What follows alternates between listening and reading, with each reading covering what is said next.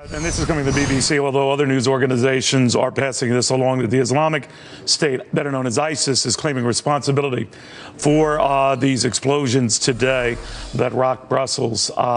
This is largely seen in retaliation, although not exclusively, for the arrest of Salah Abdeslam, a suspect in the Paris terror killings, although we're getting separate reports that some of this might have been planned by Abdeslam himself or separate from him altogether. Hard to say. This much is not, that Brussels was a target, and Brussels' main thoroughfares and commuter fares were a target. And Brussels, being the center of the European community, well, Dave Maney says, you add it up. He already has. Dave, good to have you. Good to be here, Neil. Brussels, of course, no accidental target at all, huh? No, it's the center of the liberal Western thought and democracy in the European Union.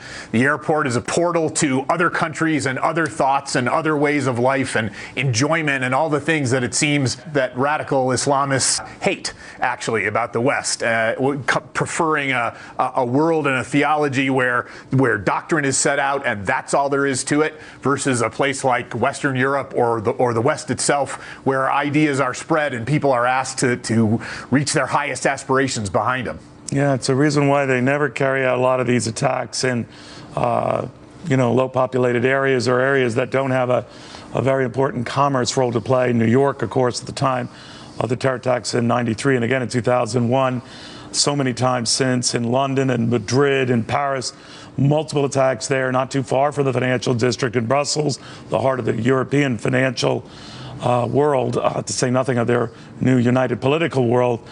So terrorists know in that sixth sense what they're doing, but yet there doesn't seem ever to be the response that a lot of these terrorists like to see, either markets or economies severely rocked. They're shaken, but they come back quite stirred. Capitalism at its heart is millions and hundreds of millions and billions of people and companies making decisions in a free way. It is the ultimate economic expression of freedom. I think it's very clear to see that this mindset of there's only one way, there's our way and no other way, is anathema to capitalism. And so I think they think that they can attack it, and I think they think they can knock it down. But in the same way we have trouble catching them because they're a distributed network, capitalism is the ultimate distributed network. There is no root branch of capitalism. It's a starfish with 1,000 million billion legs that you can't cut off and kill. Yeah, easier said than done. Well, Dave, thank you very, very much.